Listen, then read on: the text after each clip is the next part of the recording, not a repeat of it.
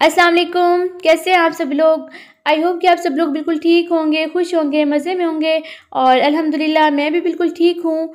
तो आज मैंने सोचा कि मैं आपके साथ ना मॉर्निंग से लेकर इवनिंग तक सारे दिन की जो रूटीन है ना खाने की वो मैं शेयर कर लेती हूँ। तो सुबह सुबह जी हम लोग का नाश्ता होता है जी पराठों से। तो यहाँ पर जी मैं बना रही हूँ पराठे। तो साथ ही मैंने ले लिया है मक्खन। अब जो मक्खन है वो मैं खुद निकालती हूँ घर में। देसी मक्खन होता है ये, बाज़ार से नहीं लेती क्योंकि हम लोग के पास यहाँ पे इतना बड़ा वो सिटी नहीं है, गांव टाइप ही है। तो दूध अवेलेबल होता है तो हम लोग उसके साथ खुद ही मक्खन बना लेते हैं। अच्छा, तो यहाँ पर जो है मैं आप लोगों के साथ तवे की एक बात शेयर कर लूँ कि जो मेरा तवा है ये बिल्कुल न्यू था ना, तो इसका ऊपर से सिल्वर कलर था, नीचे से भी सिल्वर था। तो जब मैंने फर्स्ट टाइम इसके ऊपर रोटी बनाई तो मैंने सोचा मैं आप लोगों के साथ शेयर करूँगी, लेकिन वो रोटी इतनी ख़राब बनी क्योंकि वो बार बार उस तवे के साथ चिपक जाती थी। तो मुझे ना बहुत इशू हुआ। फर्स्ट डे में ऑलमोस्ट सारी रोटियां इस तरह से चिपकती रही, फिर वो जल जाती थी। तो वो कोई कच्ची रह गई और कोई पता नहीं अजीब व गरीब किस्म की रोटियां पकी।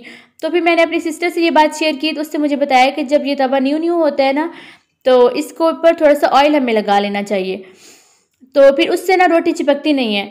तो बस ये चीज़ मुझे नहीं पता थी, तो अब मैं यही करती हूँ कि इसके ऊपर थोड़ा सा ऑयल लगा लेती हूँ या मक्खन जिस तरह से होता है तो वो थोड़ा सा मैं तवे के ऊपर लगा लेती हूँ और उसके बाद जो है मैं रोटी पका लेती हूँ।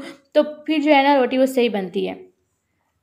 बहुत से लोग होते हैं रोटी पकाने के लिए बेलन का इस्तेमाल करते हैं। तो मुझे जो है मेरी अम्मी ने शुरू से ही हाथ से ही रोटी बनाना सिखाई है, तो मैं हाथ से ही रोटी बनाती हूँ और बेलन का इस्तेमाल बहुत कम करती हूँ, बल्कि वो भी कभी पराठा वगैरह बनाना होता है, वरना मोस्टली मैं हाथ से ही बना लेती हूँ।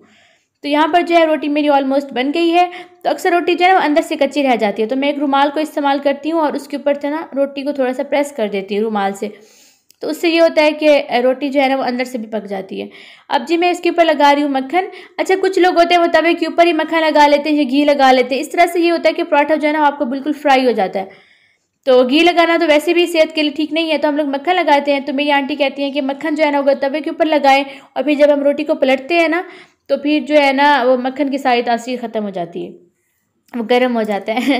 तो इसलिए जो है हम लोग घर में, तो अपनी अम्मी के घर में जब थी तब तो मैं मक्खन जो है ना ऊपर ही लगा लेती थी, लेकिन जब मैं अब ससुराल में आई हूँ तो फिर ये लोग कहते हैं कि मक्खन जो है रोटी को नीचे उतार के लगाना चाहिए। तो इस वजह से जो है मैं उसको नीचे उतार के लगाती हूँ। ऐसे एक चीज़ मैंने नोटिस की है कि इस तरह से ना रोटी नरम रहती है, क्योंकि जब हम तवे पे ही मक्खन लगा लेते हैं फिर उसकी साइड चेंज करते हैं, एक तो उसकी तासीर ख़त्म हो जाती है और दूसरा ये है कि ना वो रोटी जो है ना वो ऐसे फ्राई हो जाती है। ठंडी होने के बाद ना थोड़ी सी ना सख्त सी हो जाती है, मतलब नरम नहीं रहती। तो जब मतलब बाज़ औक़ात इस तरह से होता है कि सुबह की रोटी बनी हुई है तो दोपहर को किसी को भूख लगी तो वो खाना चाहे तो वो खा नहीं सकता था, क्योंकि वो थोड़ी सी ना सख्त हो जाती है।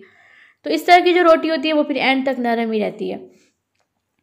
तो बस इस तरह से मैं रोटियां बनाती हूँ और मेरी ये कोशिश होती है कि अगर बाद में भी कोई लोग खाएं तो उनके रोटी नरम ही लगे।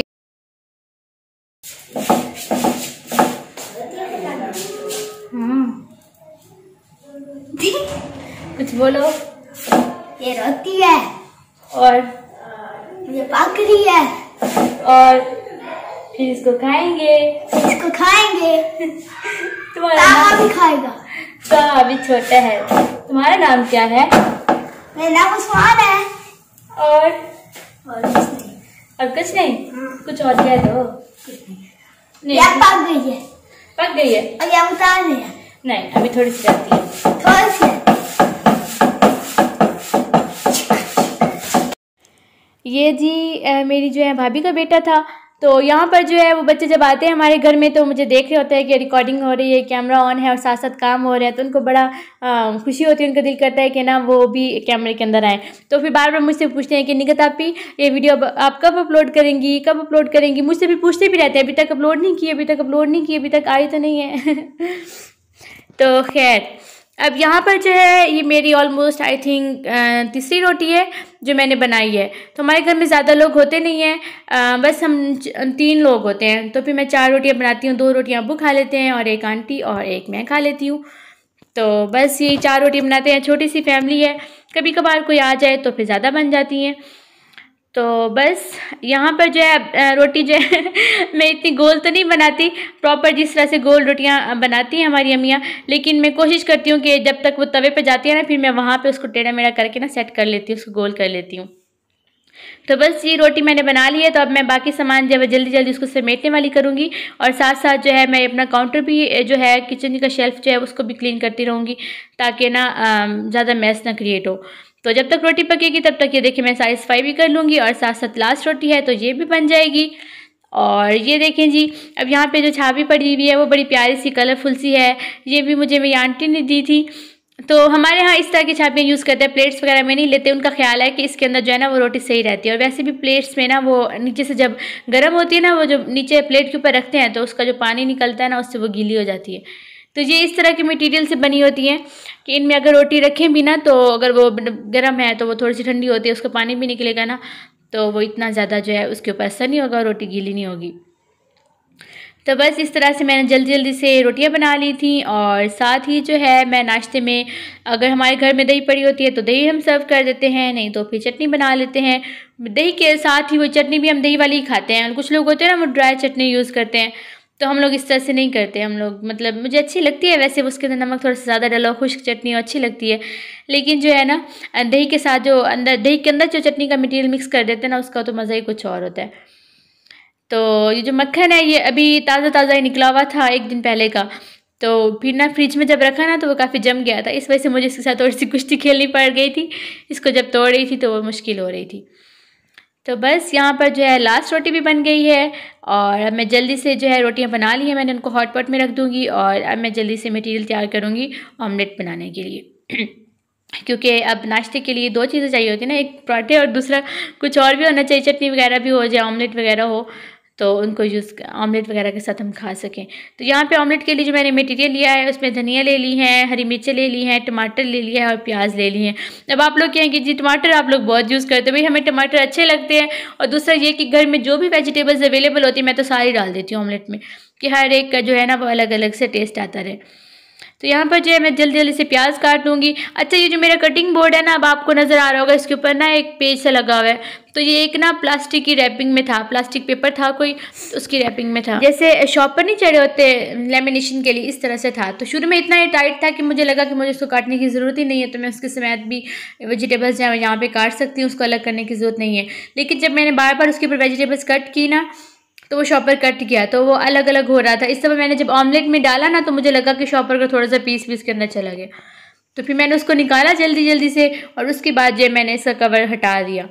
तो अब आपको जो मेरी नेक्स्ट वीडियोज़ होंगी उनमें अगर ये कटिंग बोर्ड कहीं पर नज़र आएगा तो उसमें जो है ये शॉपर नहीं होगा, वो बिल्कुल खाली मैंने बोर्ड कर दिया है लेकिन ना वैसे ये लकड़ी का है तो इसमें एक चीज़ मैं नोटिस की थोड़ा सा हैवी है। अब जैसे अम्मियाँ जहेज़ देती है ना तो वो कहती हैं कि अच्छी से अच्छी चीज़ हो, भारी भारी चीज़ हो, बर्तन भी भारी भारी, इस तरह की चीज़ें भी हैवी ताकि ज़्यादा चले। लेकिन ये उठाने में ना मुझे बहुत मसला होता है, तो मैं सोच रही थी कि मैं इसको चेंज करती हूँ, कोई ना हल्का सा लाइट वेट से लेती हूँ। तो यहाँ पर जो है मैंने फ्राइंग पैन जो है वो चूल्हे पर चढ़ा दिया है और साथ ही मैं इसके अंदर थोड़ा सा घी डालूँगी। और घी जो है हम लोग कश्मीर बनास्पति यूज़ करते हैं, वैसे उसके अलावा कोई और भी आ जाए तो चल जाता है, लेकिन मोस्टली जो है ना हम लोग कश्मीर बनास्पति यूज़ करते हैं। और मैंने घी डाल लिया है और अब इसके अंदर जाएंगी जी वेजिटेबल्स। घी जो है उसको अच्छे से पहले मैंने गर्म किया है, क्योंकि मुझे लगता है कि घी अगर ज़्यादा गर्म हो तो फिर अनियंस की जो है वो स्मेल चली जाती है, अगर थोड़ा सा कम गर्म हो तो फिर अनियंस में स्मेल रह जाती है। तो यहाँ पर जो है मैंने जल्दी जल्दी से इसके अंदर प्याज डाले हैं, अब उनको मैं हल्का हल्का सा फ्राई कर रही हूँ और साथ साथ ही मैं बाकी वेजिटेबल्स भी डालती जाऊँगी। वैसे आप ऐसे भी कर सकते हैं कि आप ना सारी वेजिटेबल्स इसके अंदर डाल दें एकदम से, लेकिन मैंने सोचा कि प्याज़ों को मैं हल्का सा फ्राई कर दूँ। और फिर अब मैंने टमाटर डाल दिए हैं, मिर्ची डाल दी हैं और अब इनसे टमाटर का थोड़ा सा पानी निकलेगा, तो उस पानी के साथ ही मैं इसके अंदर स्पाइसेस डालूँगी, ताकि वो वैसे अगर हम मिर्ची वगैरह डालें ना तो वो जल जाती हैं घी के अंदर। तो अगर आप थोड़ा सा पानी डालें या फिर ये टमाटर डाल के ऊपर डालें ना, तो जब तक टमाटर अपना पानी निकालते हैं तब तक आप अगर मसाले डाल दें तो फिर वो जलते नहीं हैं। तो बस अभी मैंने हल्का सा इनको थोड़ा सा फ्राई किया है और अब मैं इसके अंदर डालने लगी हूँ स्पाइसेस। अब स्पाइसेस में सिर्फ मैं नमक और मिर्ची डालूंगी, क्योंकि ऑमलेट में मुझे अच्छा नहीं लगता कि मैं हल्दी शल्दी डालूँ, इस तरह की चीज़ें जो है ना उसका टेस्ट ही नहीं रहने देती। भाई ऑमलेट है उसका टेस्ट आना चाहिए ना, तो हर चीज़ में अगर एक जैसे मसाले डालते जाएँ तो वो एक चीज़ दूसरी चीज़ से यूनिक नहीं लगती। तो यहाँ पर जो है मैंने उसके अंदर जो है सिर्फ नमक और मिर्ची डाली है। अब मैं इनको जल्दी जल्दी से मिक्स कर लूँगी और जब ये अच्छे से फ्राई हो जाएंगे तो बाकी धनिया भी मैं इसके अंदर डाल दूँगी। अब आप लोग कहेंगे कि धनिया तो एंड पे डालते हैं, उनको तो फ्राई कोई नहीं करता। अच्छा आप बिलीव मी, आप धनिया डालें, उनको थोड़ा सा फ्राई करें तो इतना मज़े का और इतना क्रंची सा ऑमलेट बनता है ना कि क्या बात है। तो एक दफ़ा तो मैंने ऐसे किया कि मैंने सिर्फ धनिया ही डाली थी ऑमलेट में, उनको अच्छे से फ्राई करके ना फिर उसके अंदर अंडे डाल दिए, तो इतना मज़े का बना था ना। तो अक्सर मैं सर्दियों में वो भी बनाती हूँ, क्योंकि सर्दियों में धनिया जो है वो ज़्यादा अवेलेबल होती है ना। इस वजह से। तो आप लोग कभी ट्राई कीजिएगा, मैं आप लोगों को वैसे कभी बना के भी दिखाऊंगी, इस तरह से बहुत अच्छा बनता है। तो अब यहाँ पे मुझे लग रहा था कि घी थोड़ा कम है, तो एग्स भी फ्राई करने थे, तो इस वजह से मैंने थोड़ा सा और घी डाल दिया। और अब जो है मैं यहाँ पर अंडे डाल रही हूँ इसके अंदर, सिर्फ 2 ही अंडे जाएंगे इसके अंदर। और साथ ही दूसरी जगह पर जो है वो देगची रखी हुई है दूसरे चूल्हे पर, और वहाँ पर जो है वो दूध बॉईल हो रहा है। तो अब जो है इसको मैं अच्छे से मिक्स कर दूंगी। तो बस अब कुछ लोग होते हैं उनको नरम नरम ऑमलेट पसंद होता है, तो वो जल्दी उतार लेते हैं। मुझे अच्छे से फ्राई किया हुआ, अगर हाफ़ फ्राइड है तब मैं हाफ़ फ्राइड खाती हूँ। अगर ये फ्राई करना है तो इसको फुल फ्राई करूँगी ताकि इसकी ज़रा सी भी स्मेल ना आए। और फिर मैं अच्छे से इसको फ्राई करती हूँ और उसके बाद मैं इसको उतारती हूँ। तो यहाँ पे जो है वो अंडे के कुछ मोटे मोटे लम्प्स रह गए थे, तो हर दफ़ा मैं सोचती हूँ कि मैं एग्स बीट करके डालूंगी, लेकिन मैं हर दफ़ा ही भूल जाती हूँ। और फिर मैं जल्दी में होती हूँ तो मेरे पास इतना टाइम नहीं होता एग्स बीट करने का, क्योंकि तब तक मुझे लगता है कि पीछे से वेजिटेबल्स जल ही ना जाए। तो फिर ये बड़े बड़े इसके लम्प्स फील हो रहे थे, तो फिर मैंने जो मेरे हाथ में चम्मच था उससे मैंने उनको तोड़ दिया, तो उनके छोटे छोटे पीसेस जो है ना वो बन गए, फिर बड़े बड़े लम्प्स नहीं फील हो रहे थे। तो बस मेरा ऑमलेट जो है वो बन के तैयार हो गया था। और ये है मेरे ऑमलेट की फ़ाइनल लुक। तो इसमें जो है मैंने डाली हैं सब्ज़ मिर्चें, प्याज और टमाटर और धनिया, और इतना क्रंची था, इतना क्रिस्पी था, बहुत मज़े का था। और इसमें सिर्फ 2 ही मैंने मसाले डाले थे, सिर्फ नमक और मिर्चें। तो जो है हम लोग के घर नाश्ता जो है वो थोड़ा सा लेट बनता है। तो ये देखिए जी, नाश्ता बनते बनते कितनी दोपहर हो गई है, कितनी ज़्यादा धूप आ गई है, और आज तो गर्मी भी बहुत फील हो रही थी। तो यहाँ पर जो है अब्बू को मैंने नाश्ता दे दिया था, तो अब्बू जो है मेरे वो नाश्ता कर रहे हैं। नाश्ते से जैसे ही मैं फारिग होती हूँ तो फिर मैं दोपहर के खाने की तैयारी करने लग जाती हूँ, यानी कि हमारा दोपहर और शाम का एक ही खाना होता है। तो मैं सोचती हूँ कि अभी ठंडा टाइम है, धूप भी थोड़ी कम है, तो बंदा जल्दी जल्दी सी कुकिंग करके फारिग हो जाए। तो यहाँ पर जो है मैंने पेठा लिया हुआ है। हम लोग जैसे अपनी ज़बान में पेठा बोलते हैं, वैसे पम्पकिन इसको बोलते हैं। आप लोग क्या बोलते हैं मुझे कमेंट सेक्शन में बताइएगा। तो मेरे अब्बू को जो है वो ये सब्ज़ी बहुत पसंद है। ये आंटी जो है ये मुझे छील कर दे रही हैं, सब्ज़ी बना कर दे रही हैं, तो फिर मैं इसको पकाऊंगी। अच्छा, मैं इस तरह से करती हूँ कि सुबह सुबह बंदा जल्दी जल्दी खाना बना लेना, तो फिर शाम के टाइम ना बंदा थोड़ा सा रिलैक्स होता है। तो यहाँ पर जो है तो आज साहब अपनी मस्ती में पड़े हुए, हवा थोड़ी सी ज़्यादा चल रही थी, तो फिर मैंने उसके गिर्द दुपट्टा लपेट दिया तो ये जो है ऊपर नीचे दुपट्टा में जकड़ा पड़ा और अपनी जो है ना मस्तियों में ही गुम है। तो ये जब तक खेल रहा था तो मैंने सोचा जल्दी जल्दी से मैं कुकिंग कर लेती हूँ। कुकिंग करने के लिए मैंने जो है वो जो अपना पतीला है वो मैंने चढ़ा दिया चूल्हे पर, और साथ ही देखिए मैं प्याज काट रही हूँ। आज मैंने ये नहीं किया कि मैं अलग से सारी सब्ज़ियाँ पहले काट के रखूँ फिर डालूँ, मैंने कहा साथ साथ काटती जाऊँगी और साथ साथ डालती जाऊँगी, क्योंकि जो तवा है उसको कोई पता नहीं चलता, कभी भी उसको भूख लग जाती है, फिर उसको टाइम देना होता है। तो यहाँ पर जो है मैंने बर्तन के अंदर जो है वो थोड़ा सा घी डाल दिया, और जब तक ये घी गर्म होगा, नीचे से मैंने चूल्हा भी ऑन कर दिया है, तो जब तक ये घी गर्म होगा साथ साथ मैं उसके अंदर प्याज डालती रहूँगी और बाकी चीज़ें भी साथ साथ कट करके इसके अंदर डालती रहूँगी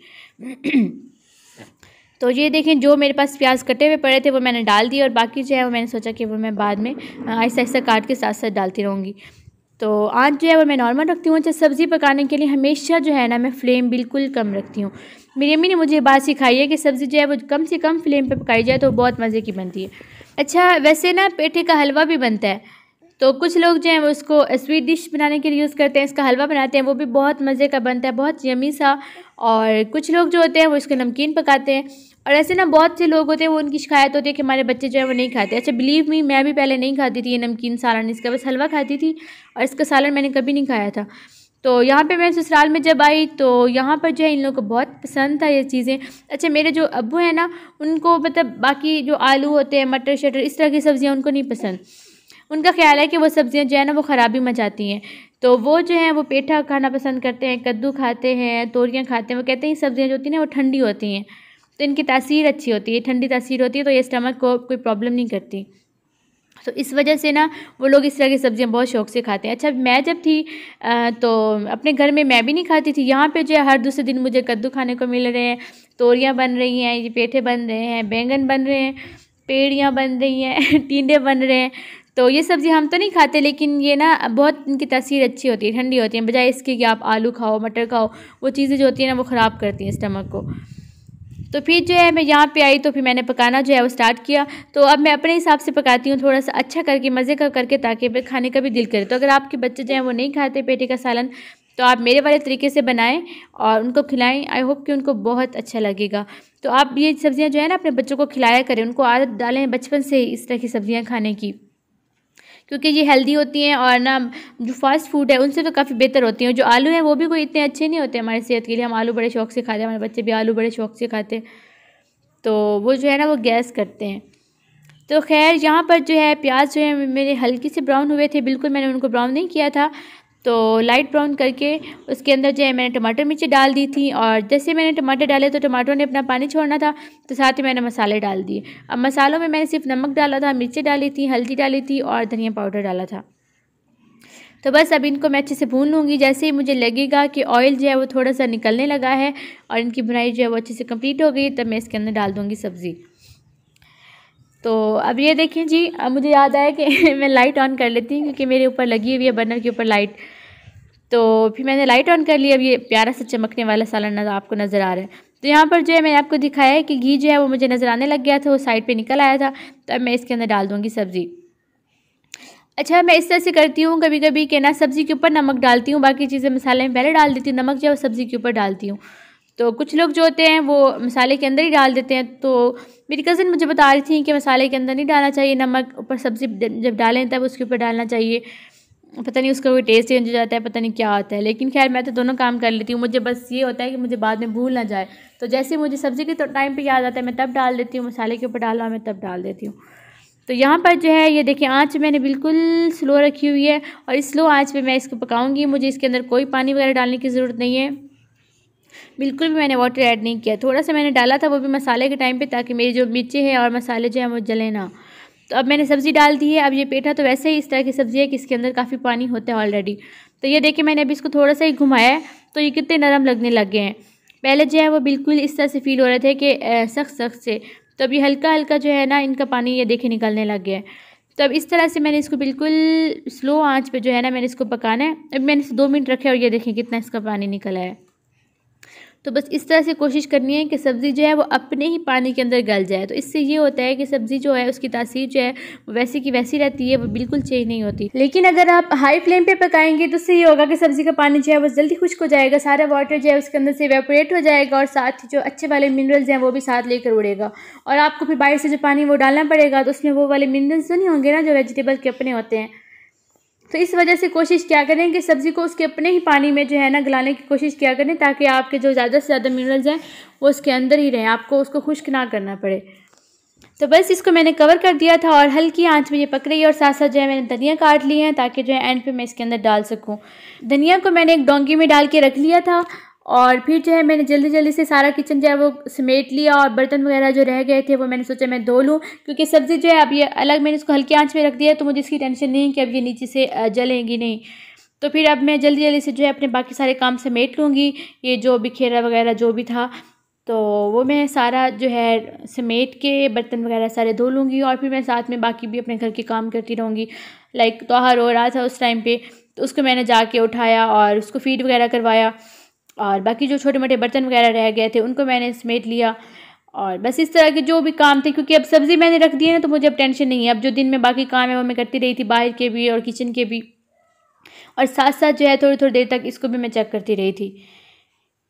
तो इस तरह से ये है कि अब मैंने अब खाना बना लिया ना तो अब मुझे थोड़ा सा रेस्ट करने को मिल जाएगा। यानी कि सुबह के टाइम बंदा किचन में जाए और सारे काम कर ले और फिर बाद में ना थोड़ा सा रेस्ट करने का मिल जाता है, ताकि जो है शाम का मेरा जो है खाना तो वो रेडी होगा, तो मुझे बस रोटियां बनानी पड़ेंगी।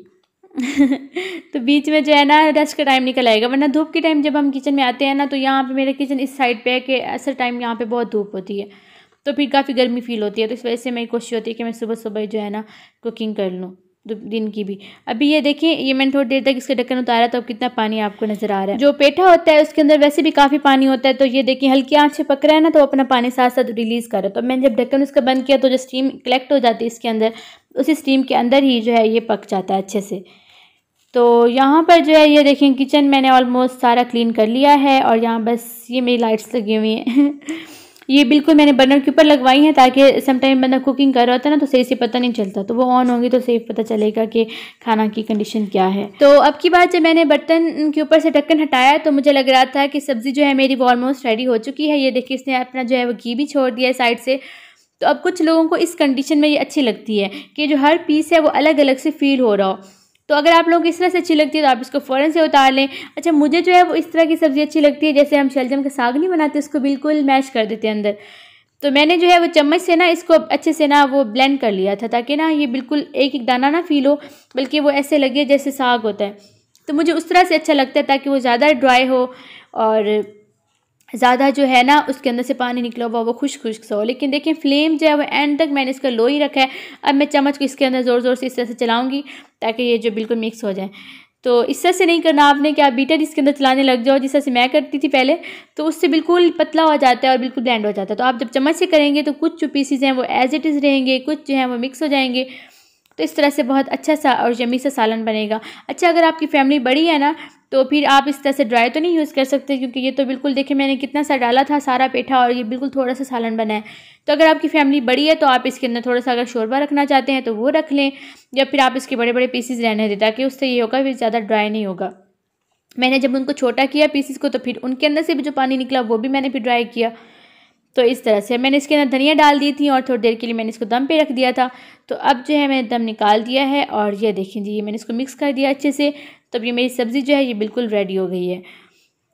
तो अब जो देखें मैं इसको प्लेट में इस तरह से निकाल रही हूँ। तो ये देखिए ये कितनी प्यारी सी छोटी सी प्लेट मैंने निकाली है इसके अंदर से, और इसके ऊपर मैं धनिया डाल के इसको अच्छे से गार्निश कर दूँगी। तो ये देखिए माशाल्लाह सुभान अल्लाह कितना प्यारा इसका कलर आया है और इसका टेस्ट भी इतना ही प्यारा था जितना प्यारा इसका कलर है। तो बस ये रेडी हो गया था। और यहाँ पर जो है अबू मेरे, उनको अखबार पढ़ने का बहुत शौक़ है, बहुत शौक़ है बहुत। तो जैसे ही उन्होंने नाश्ता जो है वो कर लिया था, नाश्ते से फारिग हुए वो फिर अखबार उठा के बैठ गए अपनी। अच्छा, ये जो है मेरे अब्बू ये नाश्ते के बाद फ्रूट्स लेना पसंद करते हैं, तो ये खरबूजे लेकर आए थे। तो इन्होंने मुझे कहा कि वो काट दो। तो अब जो है वो मैंने उनको वॉश किया है अच्छे से और उसके बाद जो है मैं उनको काट के दूँगी। अच्छा, इनका ये ख्याल होता है कि खाने के बाद अक्सर हम फ्रूट्स खा लेते हैं, तो उससे ये होता है कि जो हमारा खाना है वो अच्छे से डाइजेस्ट हो जाता है। तो यहाँ पर जो है वो 2 खरबूजे थे, एक मैंने फ्रिज के अंदर रख दिया है और एक को मैंने काट दिया है। तो ये देखें जी अब मैंने साथ ही साथ दूध रखा हुआ है चूल्हे पे बॉईल होने के लिए। इस वजह से मैं उसके पास ही आके खड़ी हो गई हूँ ताकि साथ साथ जो है मेरा दूध बॉईल होता रहेगा और साथ साथ मैं इसको भी काट दूँगी।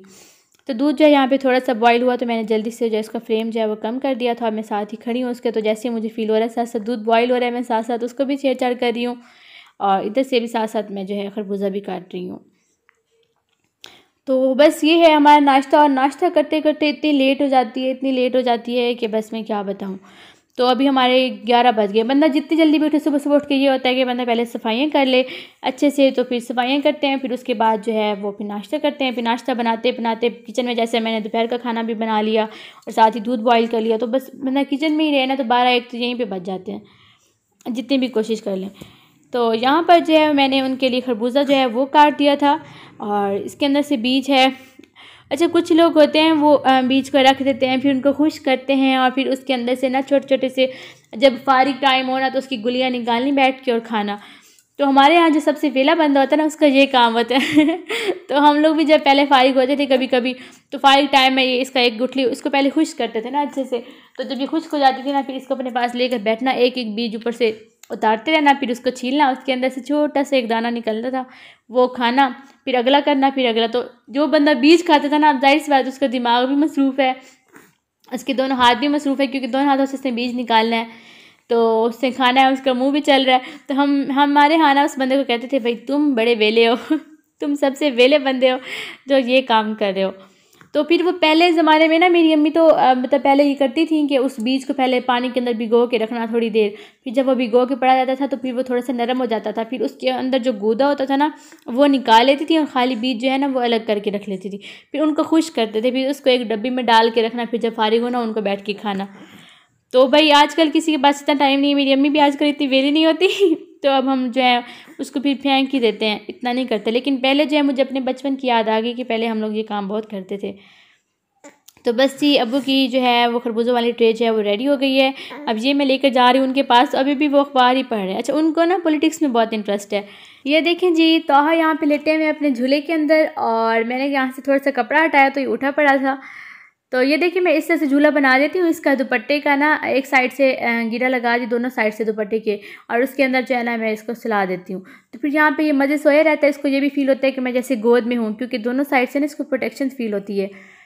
तो बस ये फिर थोड़ा सा उठ भी जाए ना तो मैं हल्का से दोबारा से झूला दूँ तो ये फिर सो जाता है। तो इसके मतलब 2-3 घंटे इस तरह से गुजर जाते हैं, मैं ज़रा सुकून से काम शाम कर लेती हूँ। तो ये देखिए हमारी अम्मियों की ईजाद है ये छोटा सा झूला बच्चों के लिए। तो बस ये थी मेरी आज की वीडियो। सारा दिन किचन में गुजारूँ, तोहा के साथ मसरूफ़ रहूँ, तो बस यही काम है मुझे तो। तो बस ये थी मेरी आज की छोटी सी वीडियो। आई होप कि आपको अच्छी लगी होगी। अगर वीडियो पसंद आई है तो प्लीज़ मेरी वीडियो को लाइक कर दें। अगर आप मेरे चैनल पर न्यू हैं तो प्लीज़ मेरे चैनल को भी सब्सक्राइब कर दें। इंशाल्लाह नेक्स्ट वीडियो में मिलेंगे, तब तक के लिए अल्लाह हाफिज़, बाय बाय, टाटा।